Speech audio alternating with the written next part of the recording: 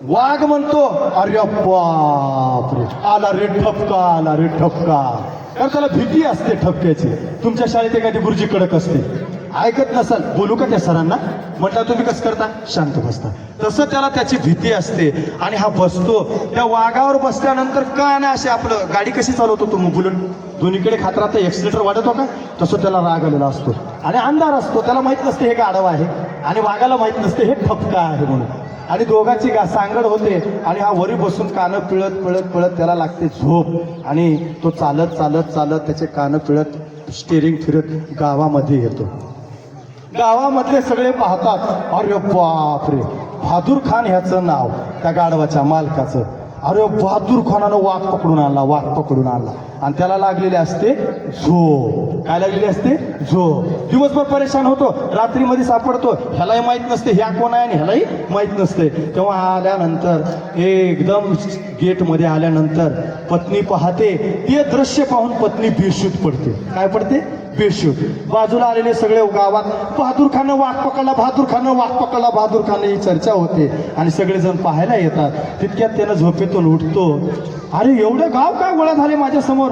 त्यानं मग तितक्यात सांगतो त्यानं म्हणतो, पाहतो, अरे तू कुठे गेला होतास? नाही, माझं गाढव हरवलं होतं आणि दिवसभर जेवलो नव्हतो, रात्री झोप लागत नाही, गाढवावर बसून मी झोपून आलो.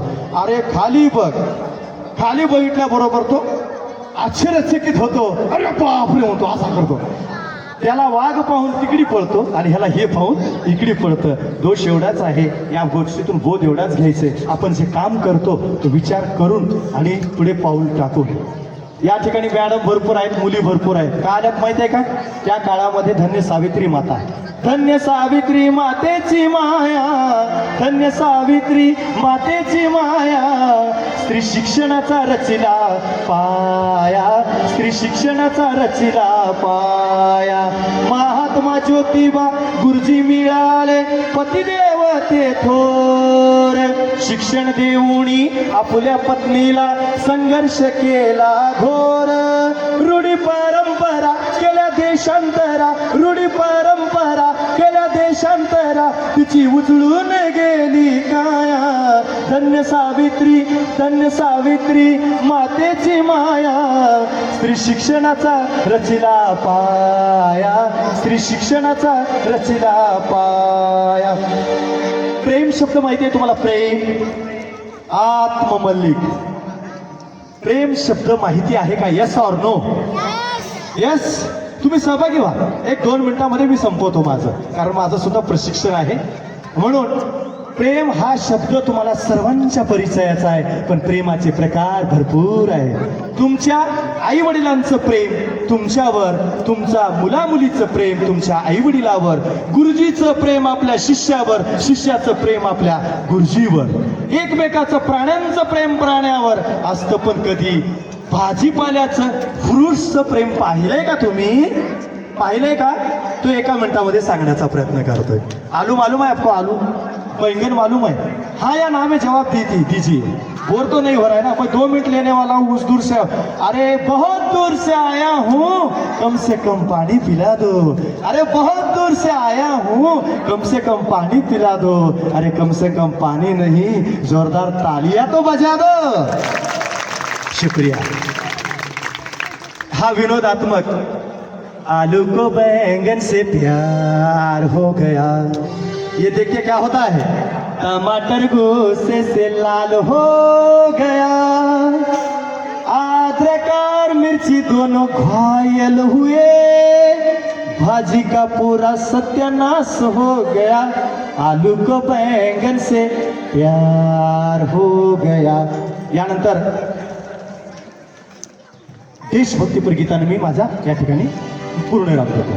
अरे रे माझा प्राण तिरंगा, अरे रे माझा शान तिरंगा, अरे रे माझा प्राण तिरंगा, अरे रे माझा शान तिरंगा.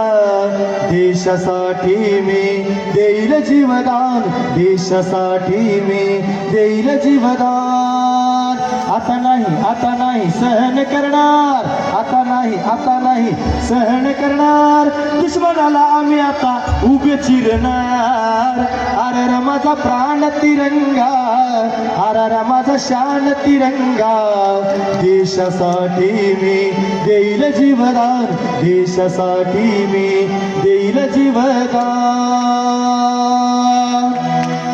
भारताचं संविधान लिहिणारे डॉक्टर बाबासाहेब आंबेडकर या भीम माऊलीला लाखात पाहिलो मी.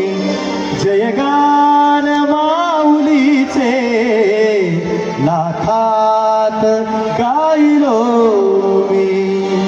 एक फूल काळजाचे, एक फूल या मनाचे, एक फूल काळजाचे, एक फूल या मनाचे, एक फूल भावनेचे लाखात वाहिलो मी. या भीम माऊलीला लाखात